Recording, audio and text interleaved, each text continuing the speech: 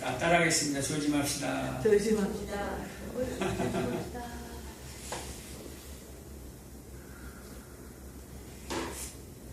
오늘 오전 예배가 어려웠어요?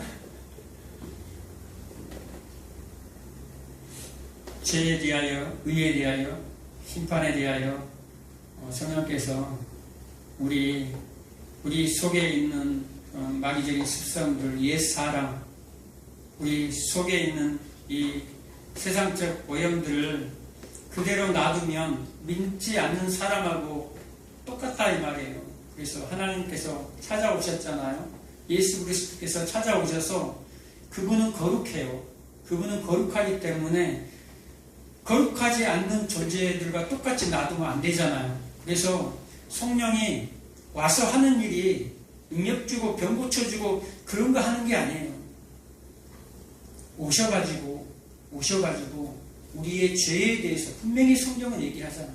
죄에 대해서, 의에 대해서, 심판에 대해서 책망하신다고. 그게 고소하다라는 거예요.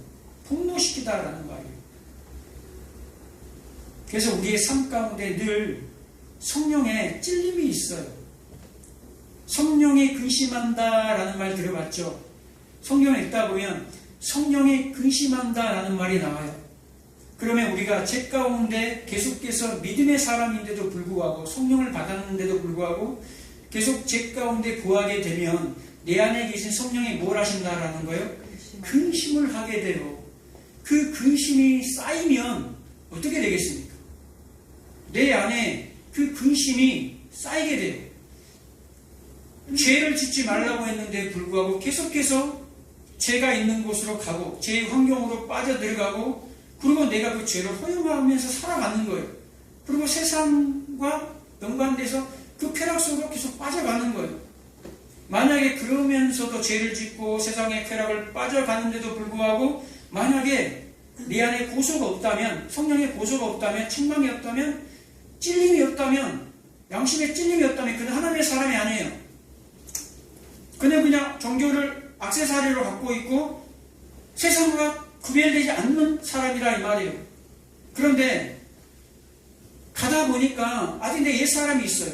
그래서 내 양심에 찔리고 그래서 성령이 내 안에 근심하는 것 같아. 그리고 그것이 나에게도 근심이 되는 거예요. 이러면 안 되는데, 이 길로 가면 안 되는데, 내가 이 죄를 범하면 안 되지. 내가 지금 여기 있는 환경은 잘못된 거야. 계속해서 내가 돌이켜야지 하는 그 마음, 그게 그리스도인이에요. 그 마음을 만약에 무시해버리고 계속해서 세상으로 가버리잖아요. 죄로 가버리잖아요. 그럼 성령이 근심에 쌓여서 이놈! 하는 거예요. 이놈!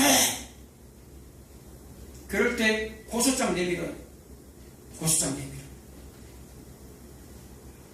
그럴 때 한 번씩 내 삶 가운데 환란이 찾아오고 막 그러거든요. 그럴 때 빨리 돌이켜야 됩니다. 빨리. 40년 내내 원망 불평하다가 죽을 필요가 없다 이 말이에요. 그러니까 40년 동안 고생할 필요가 없다 이 말이에요.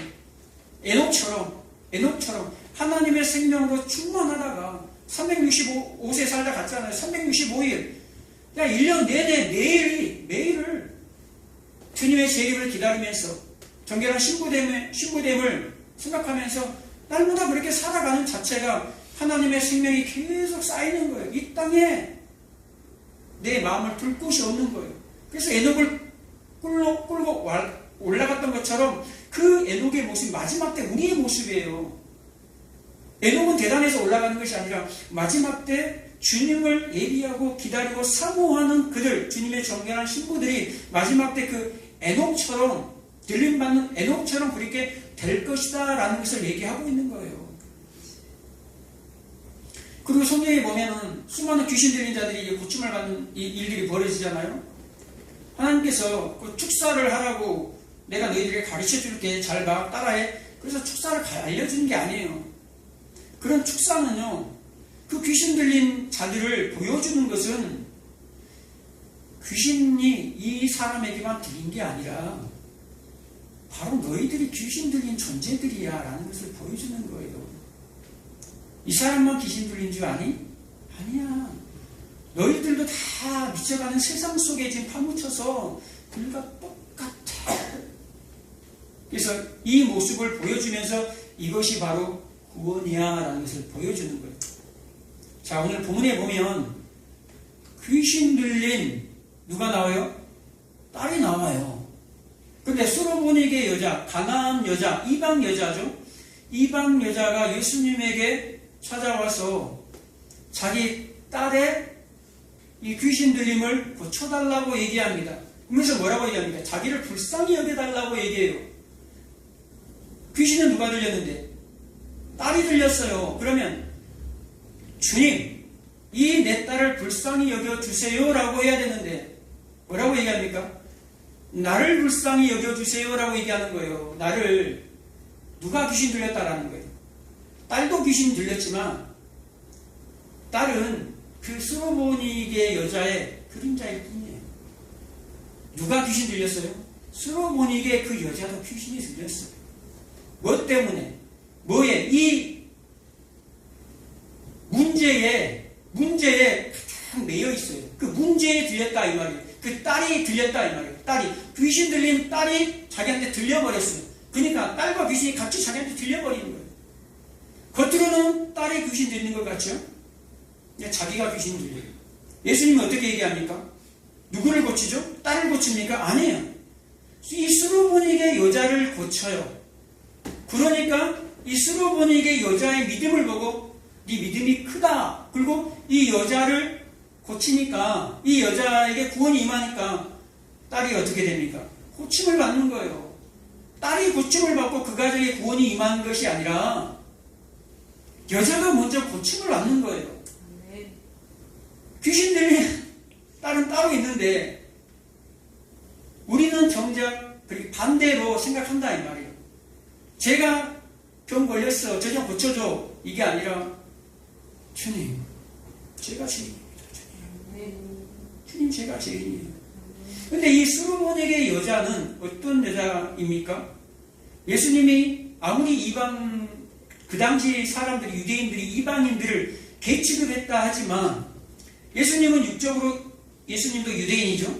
그런데 예수님이 이 이방 여자에게 자기 딸의 그 귀신 들림 때문에 예수님에게 찾아온 이 여자에게 뭐라고 얘기합니까? 개라고 얘기합니다. 여러분, 이 말을 들으면 기분 좋을 사람이 어디 있어요? 요즘에 개를 많이 개라고 하면 안 되죠. 반려견들 많이 가지고 다니잖아요. 그러면 그런 모습들을 보면 우리가 그런 말 하잖아요. 가끔, 야, 개팔자가 상팔자야. 야, 진짜 사람보다도 나아. 진짜 사람보다도 나아요. 여러분, 십자가에 개가 달린 거 봤어요? 십자가에 개는 안 달려요. 개보다 더 못한 사람만 십자가에 달려요. 개보다 더 못한 저주받은 사람만 십자가에 달려요. 그분이 누구예요? 예수님이잖아요. 우리가 달려야 할 그 십자가, 개보다 못한 사람만 달려야 할 그 십자가, 그게 우리다니까요. 그런데 이 말씀을 들으면 사람들이 기분 나빠해요. 이 말씀 그대로 선포하면요, 기분 나빠한다니까. 여러분들이 개입니다. 그러면 어떻게 되겠어요? 진짜 여러분 말씀에 있는 그대로 수로보닉의 여인이, 가나안 여인이 예수님에게 찾아왔어요. 간절함으로. 그런데 개라고 얘기해버리니까 수로보닉의 여인이 뭡니까? 수로보닉의 이 여인이 뭐라고 얘기합니까? 개라도 좋습니다. 개도 주인의 성에서 떨어지는 그 부스러기도 먹지 않습니까? 개보다 더 못해도 좋습니다. 라고 하니까 예수님이 뭐라고 얘기해요? 큰 믿음이라고 얘기해요. 이걸 원어성경에 보면 메가톤급 믿음이라고 얘기하는 거예요. 메가톤바이트. 엄청난 믿음이라는 거예요. 엄청난 믿음을 뭐라고 얘기합니까? 이 당시 이방인, 개라는 이 뜻은요, 개라는 말은요, 자기의 자랑을 위해서, 자기의 자존심을 위해서, 체면을 위해서 자신의 힘과 노력과 방법과 지혜로 자기 성을 쌓는 자들이에요. 아담의 후예들처럼, 가인의 후예 에녹성을 쌓은 것처럼, 이 세상 문화를 쌓던 것처럼 하나님을 벗어나서 피조물의 자리에서 벗어난 모든 인간들의 대표, 그걸 개라고 얘기 나오는 거예요. 여기서 개. 여러분, 개입니까? 성경에 보면 우리를 뭐라고 얘기하죠? 티끌. 여러분, 티끌이 나와요? 개가 나와요? 티끌이 나와요? 개가 낫지. 아니, 티끌은 풀면 뭔지 반려견 갖고 있는 사람한테 반려견이 나요, 티끌이 나요, 그러면 뭐라고 그러겠어요? 말도 안 되는 소리 하고 있어. 우리 새끼인데 이럴 거란 말이에요. 우리 새끼요, 반려견은. 근데 티끌이 나요? 자, 티끌 같은 우리라고 고백하지 않아요? 그런데 개 같은 우리, 그러면 기분 나쁘죠. 그게 더 좋은 말인데. 그렇잖아요. 반려견 같은 우리. 반려견 같은. 근데 성경은 직설적으로 나와 있어요. 뭐라고 얘기합니까? 상에서 떨어지는 그 부스러기, 그걸 뭡니까? 떡이요, 떡. 상에서 떨어지는 떡 부스러기라도 좋습니다. 그 취급받아도 좋아요. 근데 이 개라는 표현, 이 이방인이라는 이 사람, 이 개라고 표현되는 이 가난한 여자의 이 믿음이 왜 대단합니까? 이 말씀은요, 지금요, 떡에 관한 말씀을 하고자 하는 거예요. 떡에 관한 말씀. 이 말씀 앞뒤로 무슨 내용이 나와 있냐? 마가복음 7장에 똑같은 내용이 기록이 되어 있어요. 그러면 앞뒤로 뭐가 있냐면, 앞에는, 이 말씀 앞에는, 오늘 본문의 이 말씀 앞에는 오병이어 기적이 나와요. 떡이죠. 이 말씀 바로 뒤에는 칠병이어의 기적이 나와요. 그게 뭡니까? 떡에 관한 거예요. 그러니까 세상에 떡을 갈망하는 자들의 대표. 세상이 먹고 사는 문제, 여러분 먹고 사는 문제 해결되면 여러분 다른 뭐 별 근심이 있습니까? 또 근심 생겨요. 그런데 당장 우리 없으니까 먹고 사는 문제는 해결되면 이야, 좀 근심 좀 해결되겠지. 이런 것이지. 근데 대부분 보면 그 먹고 사는 그 돈의 문제가 해결되면 그래도 웬만큼은 그래도 근심 다 사라지는 거예요. 뭐 자식이 뭐 속이 좀 쏟기든 말든 뭐 용돈 좀 쥐어주고, 집 한 채 주고 자동차 하나 사주고. 돈이 있으면 웬만하면 세상에서는 해결이 돼요. 그 세상의 대표, 아담의 후예 대표로 이 가나안 여인, 스로보닉의 여인이, 이 문제에 묶여있는 이 여인이 그 세상을 갈구하는 그 여인의 대표예요. 그래서 그 샌드위치 그 사이에 이 여인을 기록해 놓은 거예요. 그리고 또 하나, 오병이어 칠병이어가 무엇입니까? 생명의 떡이잖아요. 생명의 떡인 예수 그리스도를 기록해 놨다 이 말이에요. 지금 부스러기라도 좋습니다. 주님 그 생명의 떡에 부스러기라도 좋습니다. 주님의 그 생명의 떡, 그 떡 다 안 줘도 됩니까? 그 부스러기만 나에게 좀 주세요.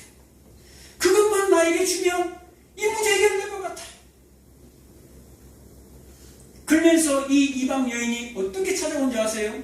이방 여인이에요. 개 취급받던 이방 여인이 예수 그리스도를 메시아로 주로 고백했다라는 말이에요. 주로 영접했다 이 말이에요.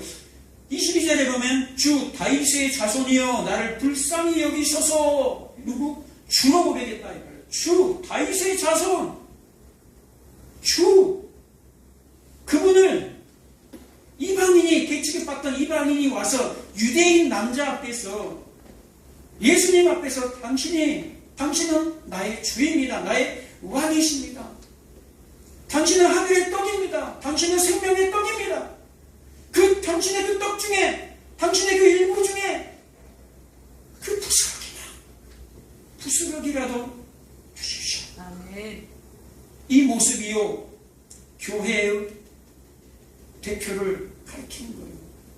이 가나안 여인이 이방 여인이 그냥 딸랑 나타나는 것이 아니라 앞뒤에 그 오병의 기적과 질병의 기적, 그 생명의 떡 사이에 있다라는 것. 그리고 부스러기 떡에 관한 산에서 떨어진 떡 얘기.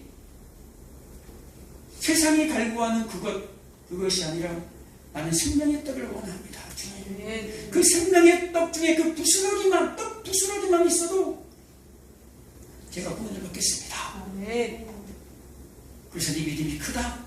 네가 메가톤 그 믿음이다. 가라. 뭐라고 얘기합니까? 여자야 내 믿음이 크도다. 내 소원대로 되리라. 뭐 하니까? 자기 부인. 어떻게 이걸 부인하겠어요? 어떻게 이런 상황 가운데 얘 개미다 라고 하겠냐 이 말이에요. 근데 자기가 부인이 되는 거예요. 그러고 나니까 그때부터 네 소원 너 다 해. 네 원하는 거 다 해. 하라는 거예요. 하나님 우리를 이 자리로 불러요. 나를 부인되는 자리로, 십자가의 자리로. 그럴 때 우리의 필요한 것들이 이 땅에서 해결되는 거예요. 그리고 언제까지? 우리가 그 나라 갈 때까지 그분의 고소를 받는 거예요. 대가를 치러가는 거예요. 주님의 대가를 다 치렀지만 이 땅 가운데 쌓여지는 나의 삶 가운데 나의 내 속에 있는 이 죄성들, 이것을 계속해서 고소를 당하면서 주님과 교제하는 거예요. 그게 없으면 주님과 교제가 안 돼요. 내 안에 성령이 근심하지 않으면 그분과 교제할 수가 없어요. 여러분 안에 성령의 근심을 여러분 들으시기 바랍니다. 그 성령이 근심할 때 여러분이 근심하면 주님 또 근심하시는군요. 주님 죄송해요. 그리고 그 근심이 뭘로 바뀌는 거예요? 기쁨으로 감사로 바뀌는 거예요. 근심을 갖고 있는 것이 아니라 그 근심을 감사로 바뀌시기 바랍니다. 기쁨으로 바꾸시기 바랍니다. 그래서 십자가의 문이, 그 십자가가 뭘로 바뀐다 그럽니까? 소망의 문으로 바뀐다라는 거예요. 호세아에 보면 2장에 소망의 문, 그게 부활의 문이고 영광의 문입니다. 우리 모두가 이 땅 가운데는 이 필수 과목인 고통을 잘 이행해서 그 나라의 영원한 부활의 영광을 들어가는 우리 모두가 되시기를